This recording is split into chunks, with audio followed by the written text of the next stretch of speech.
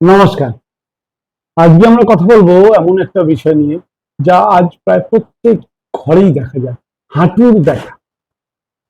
হাঁটু ব্যথার মূল কারণ ও প্রতিকার, প্রাকৃতিক কি সমাধান করা যায় সেই সমস্যার আরোগ্য বিদ্যা। হাঁটু ব্যথা তো অনেকে বলে এটা করুন ভালো হয়ে যাবে, ওটা করুন ভালো হয়ে যাবে। আসল কারণ কেউ বলে না, কারণ ভিডিও বড় হয়ে যাবে। ভিডিও বড় হলে কেউ দেখবে না। স্বাস্থ্য সমৃদ্ধির প্রতিটা ভিডিও বড় হয় কারণ সে কিন্তু রুট নিয়ে কথা বলে। কারণ রোগ নয়, স্বাস্থ্য সমৃদ্ধির মূল স্লোগানই হলো রোগের কারণ খুঁজুন, আর সেই কারণের যদি প্রতিকার করি রোগ এমনি চলে যাবে। যেমন অন্ধকার তাড়াতে ঘরে আলো জ্বালতে হয়, আলো জ্বাললেই অন্ধকার নিজে ঘর ছেড়ে পালায়। ঠিক সেরকম কারণটা জানা দরকার এবং কারণের প্রতিকার করা দরকার। হাঁটুর ব্যথা বা আয়ুর্বেদের ভাষায় বাতজনিত সন্ধি ব্যাধি। অনেকে ভাবে বয়স হলেই হাঁটুতে ব্যথা হওয়াটা স্বাভাবিক ব্যাপার, কিন্তু বৈদিক বিজ্ঞান বলছে বয়স নয়, অপ্রাকৃতিক জীবনযাপনই এই সমস্যার মূল কারণ। এটা আপনাকে মানতে হবে এবং বুঝতে হবে। হাঁটুর ব্যথার আসল শিকড়টা কোথায়, অর্থাৎ ব্যথার মূল রুট আমরা আজকে খুঁজে বের করবো। চলুন। বৈদিক আয়ুর্বেদ বলছে বাতদোষ বৃদ্ধি, অর্থাৎ সন্ধিক্ষয়। এটা বৈদিক ভাষা। বাতদোষ কেন বাড়ে? তার মূল কারণগুলো হচ্ছে অনিয়মিত খাওয়া, অতিরিক্ত ঠান্ডা খাবার বা ফ্রিজের জল খাওয়া, বেশি দুশ্চিন্তা করা, কম ঘুমানো, শারীরিক পরিশ্রমের অভাব, অতিরিক্ত ঠান্ডা দই, ঠান্ডা জল, জঠরাগ্নি অর্থাৎ পেটের আগুনকে কমিয়ে দেয় এমন ধরনের খাবার, বিশেষত অনুষ্ঠান বাড়িতে জমিয়ে খাওয়ার পর লাস্টে আইসক্রিম, এগুলো হচ্ছে ম্যাজিক। এর ফলে আসে কোষ্ঠকাঠিন্য আর ওজন বৃদ্ধি।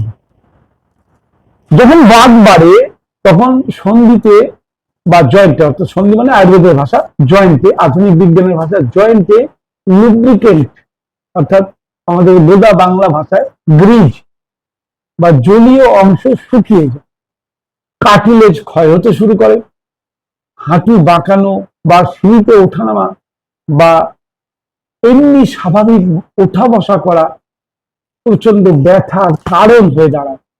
এবার আধুনিক বিজ্ঞান কি বলছে?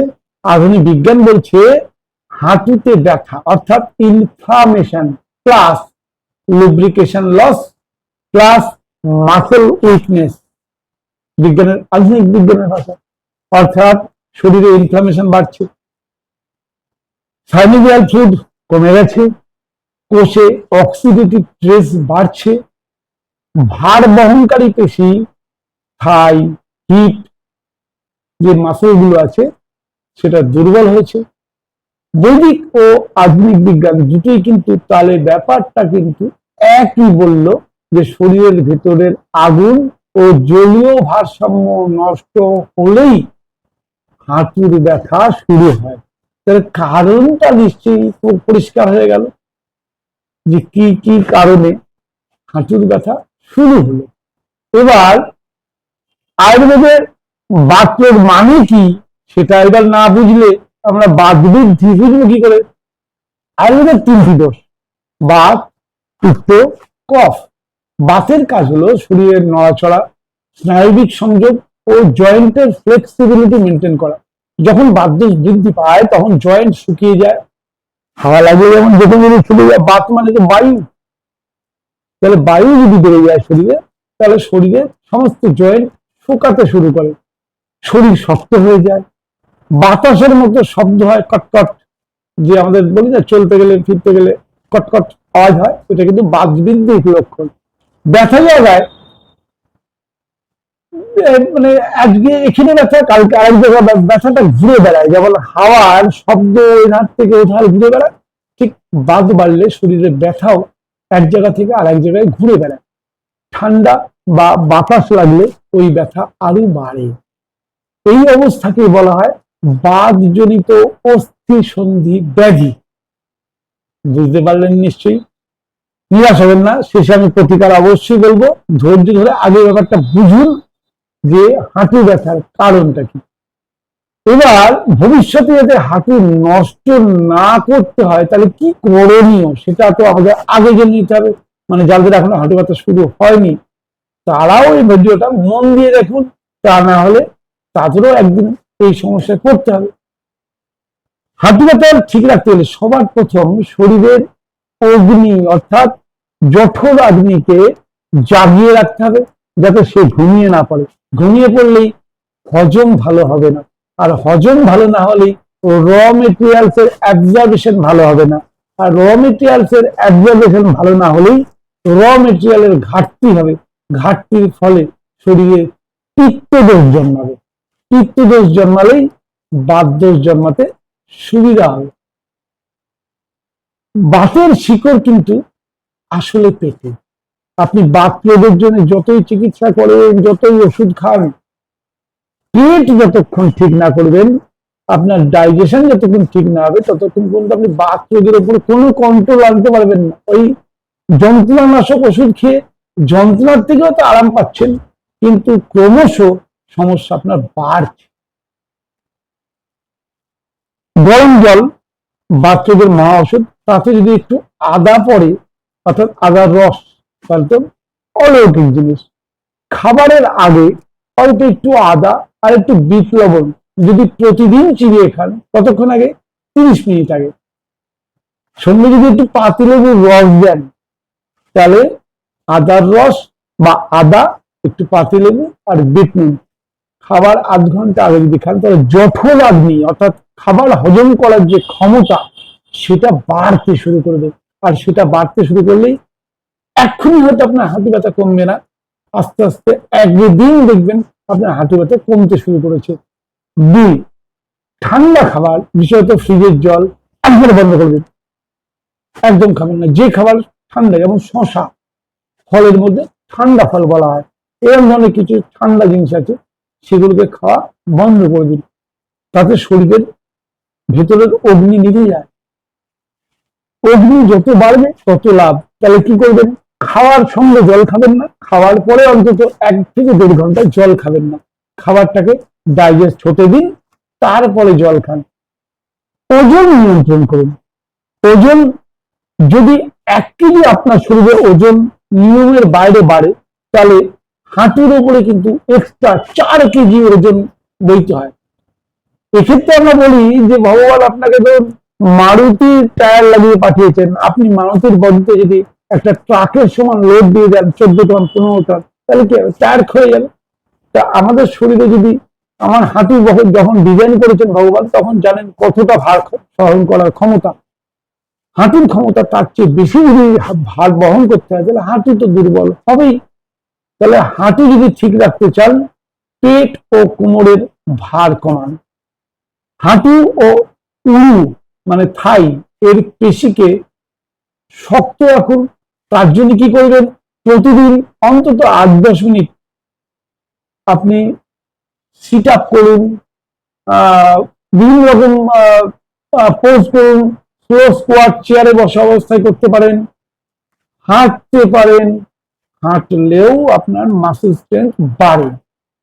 সূর্যালোক, হাঁটুর ব্যথা কমানোর জন্য ভিটামিন ডি বিকল্প নেই, যেটা একমাত্র সূর্যালোক থেকেই সম্ভব। অর্থাৎ প্রতিদিন একটুখানি অন্তত 15-20 মিনিট সকালের মিষ্টি রোদ চামড়ায় লাগান।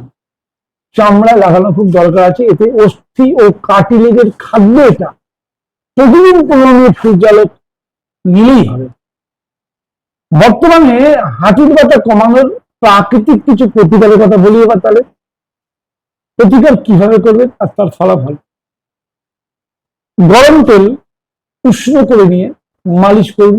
সর্ষের তেল হতে পারে, তিল তেল হতে পারে, হালকা হালকা গরম করুন।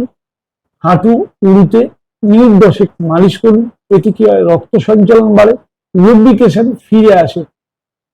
শেক, হট ফার্মেন্টেশন, তেলের ম্যাসেজের পর আপনি যদি গরম জল বা গরম লবণ জল দিয়ে সেঁক করেন তাহলে ব্যথা ও স্টিফনেস কমে যায়।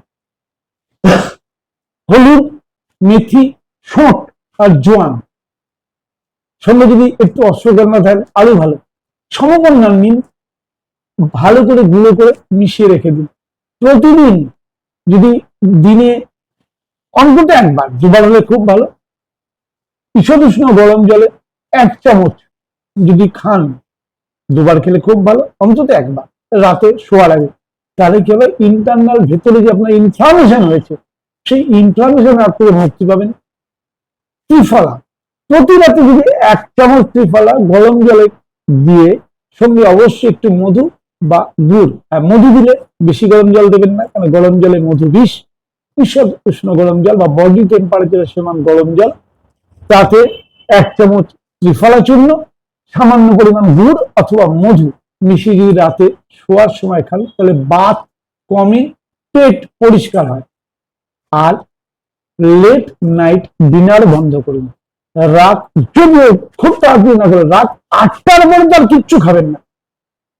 সবচেয়ে ভালো সূর্য ডুবলে না খাওয়া, যদি সেটা পারেন তাহলে তো কোনো কথাই নেই।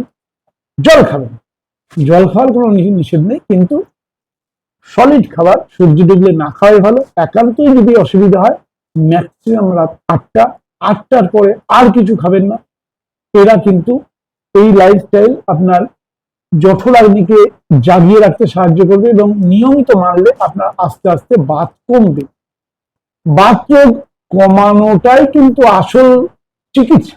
মনে রাখবেন, বাত রোগের চিকিৎসা বাইরে থেকে নয়, এটা ভেতর থেকে হয়।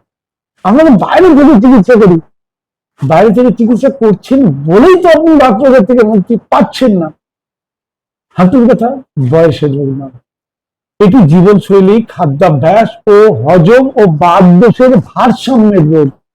যদি আমরা সঠিক সময়ে সচেতন হই তাহলে হাঁটু শুধু ঠিক থাকবে না, শরীরও থাকবে হালকা, নমনীয় এবং শক্তিশালী। তাহলে কি জানলাম, সময় থাকতে সুস্থ থাকার জন্য প্রচেষ্টা করা। অসুস্থ হয়ে গেলে তখন তো সুস্থ হওয়ার ইচ্ছাটাই কমে যায়। তখন ওই কষ্ট হাত থেকে বাঁচার জন্য আমাদের ওষুধ খেতেই হয় এবং ওষুধের সাইড এফেক্টের ফলে আরো 10টা সমস্যা শরীরে শুরু হয়।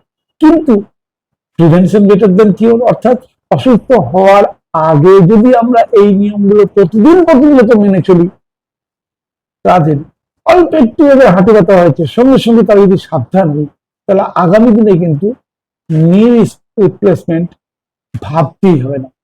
আর আপনারা হয়তো জানেন নি রিপ্লেসমেন্ট করার পরেও জীবনটা কতটা দুর্বিষহ হয়ে উঠেছে।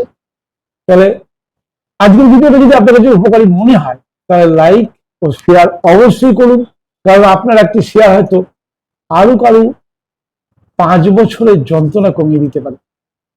সাবস্ক্রাইব করে নেবেন দয়া করে। প্রাকৃতিক স্বাস্থ্য জাগ্রত হোক প্রতিটা ঘরে, এটাই স্বাস্থ্য সমৃদ্ধির মূল লক্ষ্য। তাহলে চলুন সবাই সুস্থতার পথে যাত্রা শুরু করি, যাতে আমাদের প্রত্যেকের হাঁটু ভালো থাকে। হাঁটুর যত্ন কিভাবে করতে হয় আজকে আমরা জানলাম। হাঁটুর রোগের কারণ কি আর প্রতিকার, সেটা আমার কাছে। কোন ওষুধ আপনাকে পার্মানেন্ট প্রতিকার দিতে পারে নাকি? পারবে না, কারণ রোগ তো ক্রিয়েট করছেন আপনার লাইফস্টাইলের ভুল। সেই লাইফস্টাইলের ভুলগুলো ছুঁড়ে ফেলুন, আপনি সুস্থ হয়ে যাবেন। এটাই ছিল আজকের মূল বিষয়বস্তু। নমস্কার, ভালো থাকুন, সুস্থ থাকুন, শরীরের ওজন কমান, জঠরাগ্নিকে বাড়িয়ে রাখুন, হাঁটু সুস্থ থাকবে। নমস্কার।